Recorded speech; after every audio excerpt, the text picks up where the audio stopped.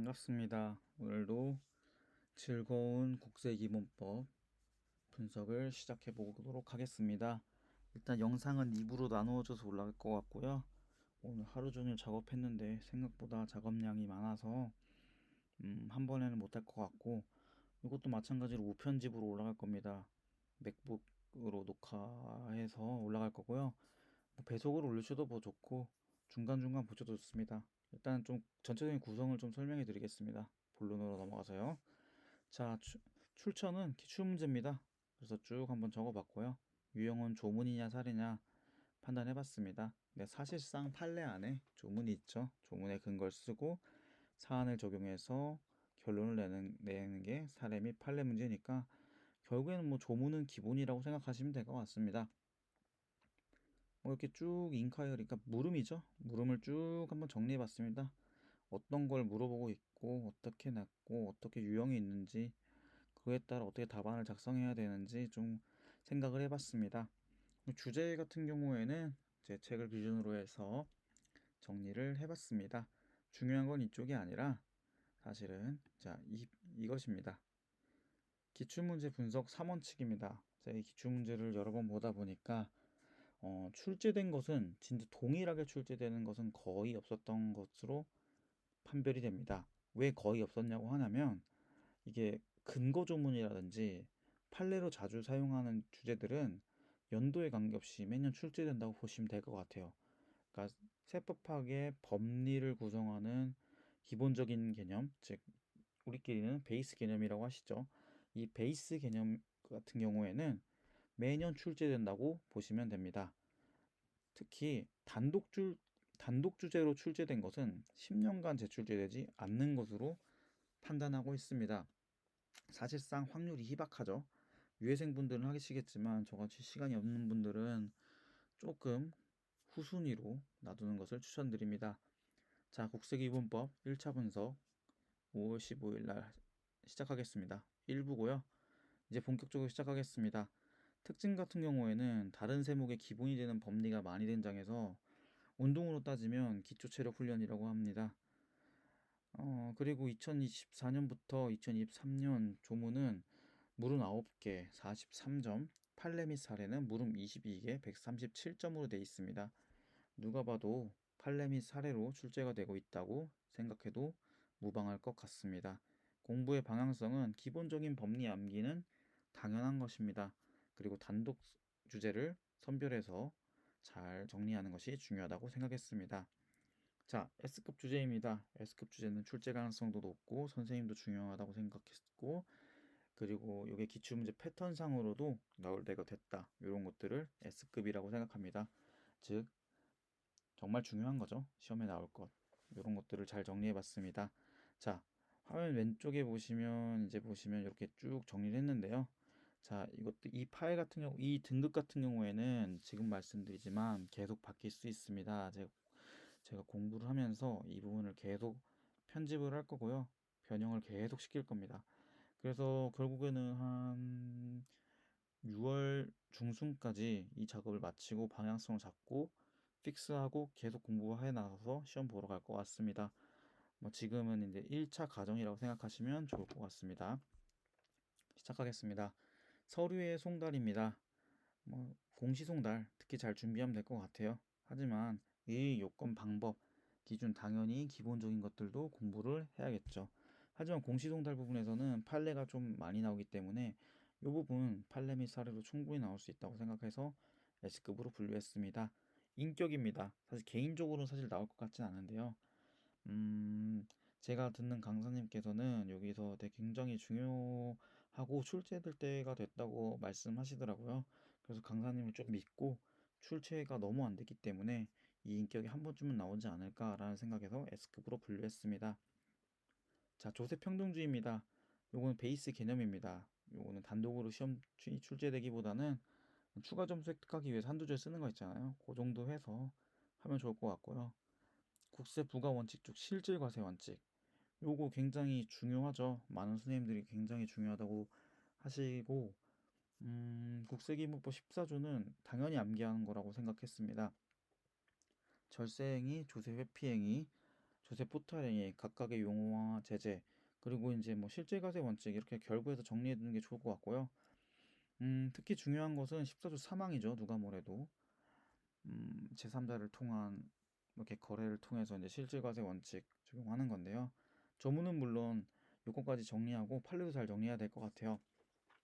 뭐 기출문제도 여러 번 출제됐는데 사실 이게 좀 똑같은 사례가 출제되지 않거든요. 하지만 이게 너무 워낙 중요한 거니까 사례 판례를 잘 정리해서 적용해 좋을 것 같습니다. 당연히 다른 세목과 연계해서 출제가 되는 경우가 많고요. 이것도 최근에 출제 같은 경우에는 법인세법과 연계해서 출제가 되었으니 잘 연계해서 정리하면 될 것 같습니다. 신의성실 원칙, 이 부분도 마찬가지인데 뭐, 이 부분도 조금 애매한 게 강사님은 굉장히 중요하다고 생각했는데 이게 과세관청 측이랑 납세자 측이 둘 다 출제가 됐다고 하셨단 말이에요. 근데 똑같은 게 재출제가 될까? 굳이 내가 교수님이라면 똑같은 문제가 출제를 안 할 것 같아요. 낼 것도 많은데 뭐이 정도로 하시고 근거과세 원칙 이것도 마찬가지 추계 같은 거 추계가 굉장히 자주 나오는 걸로 지금 데이터를 뽑았거든요. 근데 답안의 근거로 사용하기 좋을 것 같아요. 국세기본법에서 근거과세 원칙 답안으로 뽑기, 답안으로 한두 줄 쓰고 이제 좀 쓰면 점수 받아주지 않을까? 좀 베이스 개념으로 남겨놨고요. 세법 해석이 기본입니다. 뭐 요건 남기 필수입니다. 요거는 뭐 여지가 없죠. 답안의 근거. 소유과세 금지 원칙. 이건 답안의 근거에다가 다른 세목과 연결하여 공부하는 베이스 개념입니다. 뭐 더 설명할 게 없습니다. 이것도 워낙 중요하니까 요 부분은 뭐 누구나 다 세법학 일부 하시는 분이라면 가져갈 주제라고 생각하고요. 납세 의무 성립입니다. 1차 시험에서는 다소 구석진 부분까지 암기를 했는데 2차 시험에서는 사례 문제를 위한 도구에 지나지 않다는 생각을 했습니다.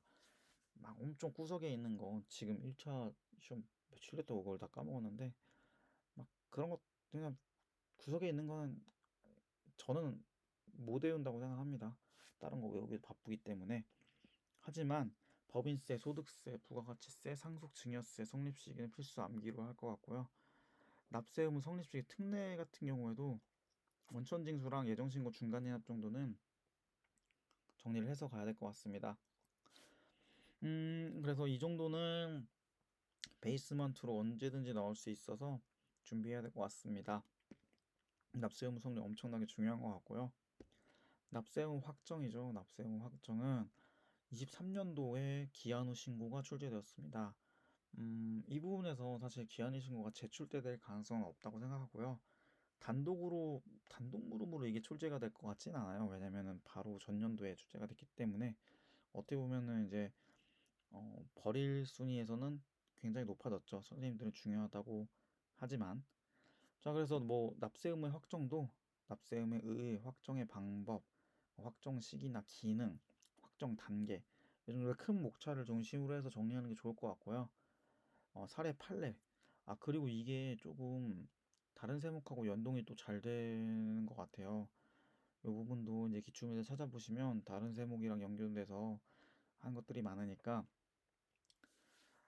좀 잘 정리를 해야 될 것 같고요.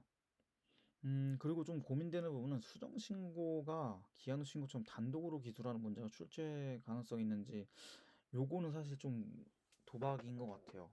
왜냐면 워낙 이 납세 의무의 확정이 큰 개념이고 중요한데 작년에 기한 후 신고를 냈는데 바로 옆 페이지에 있는 수정 신고를 단독으로 출제한다. 요거는 조금 사실은 A급으로 내리고 싶긴 합니다. 하지만 조금 더 자료를 찾아보도록 하겠습니다. 경정 등의 효력, 경정 등의 효력이죠. 뭐 흡수설, 병전설. 이거 엄청나게 중요하다고 교수님이 말씀하셨는데 사실 개인적으로 이거 그냥 조문 암기하고 이 판례 사례 뭐 이렇게 정리하면 될 것 같습니다.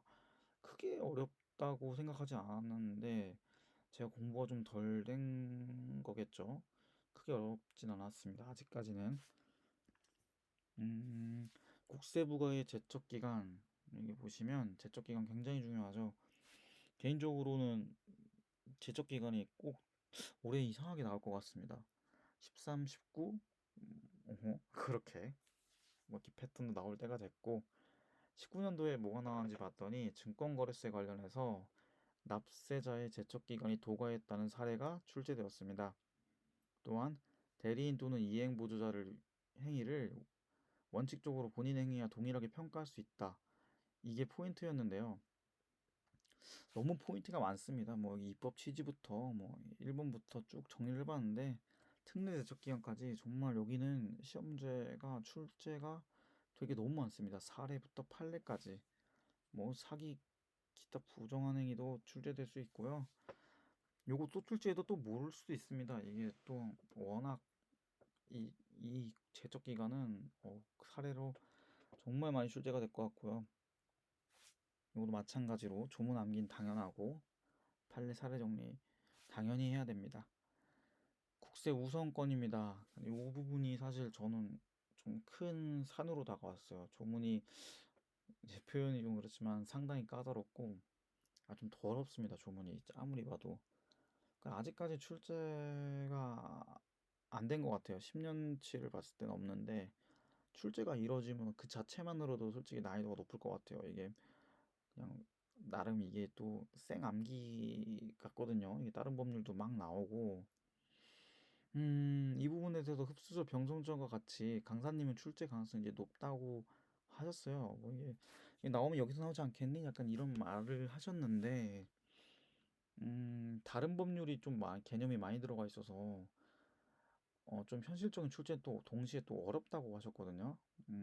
그래서 좀 요 부분은 조문암기 정도 해보고 안 되면은 음, 어떻게 좀 대책을 좀 세워야 될 것 같아요. 왜냐면 이게 출제가 되면 사실 많은 수험생들이 당황하고 어려워할 거기 때문에 그리고 너무 출제가 안 됐다. 이게 총평입니다. 그래서 조금 일단은 세모입니다. 하지만 S급으로 두었습니다. 자, 2차 납세 의무입니다.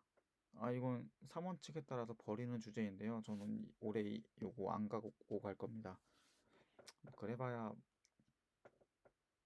2023년도에 나왔고 최근에 두 문제가 나왔기 때문에 버릴 겁니다. 경정 등의 청구입니다. 자, 제적 기간의 반대급부 개념입니다. 이것도 2012년, 16년 출제가 되었습니다. 그러니까 생각해보니까 제척 기간하고 경정 등의 청구 이 부분이 좀 출제가 오랫동안 안 됐네요. 그래서 요거는 S급으로 올렸고요. 특히 16년 마지막 출제를 보면 합의권에 의한 해제 문제가 출제되었습니다.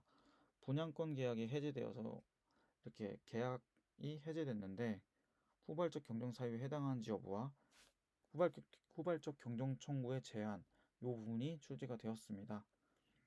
사례 문제인데 시험장에서 좀 읽어내기가 좀 쉽지 않았을 것 같아요. 거의 평소에 사례를 많이 다루거나 판례를 다뤄서 답을 알고 있는 경우가 아니면 좀 잡아내기가 힘들지 않았을까 생각을 했습니다.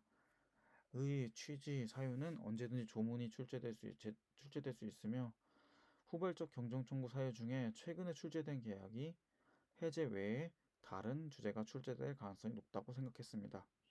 뭐 그냥 해제권에 의한 해제 출제하고 합의 해제가 출제가 됐으니까 나머지 경정 청구 사유가 이제 한 번쯤은 출제가 되지 않을까라는 생각이 했습니다. 네 가지 포인트가 있고요. 이것도 마찬가지로 조문 암기 판례 하면 될 것 같습니다. 1차 분석이었고요. 요 파일은 계속해서 업데이트가 될 겁니다. 일단은 세법학이 5월에 끝내고 싶어서 좀 급하게 공부를 많이 하고 있는데요. 세무에게 좀 기다리시는 분 많을 텐데 그것도 주말에 짬짬이 틈내서 최대한 작성해서 올리도록 하겠습니다. 무편집본이라 조금 부족한 부분도 많고 어려운 부분도 많은데 이런 부분들은 제가 요거 잘 정리해서 나중에 글로 정리해서 올려드릴 테니까 그렇게 하시는 걸로 하고 더 열심히 공부하시고 힘내시길 바라겠습니다. 자, 들어가세요.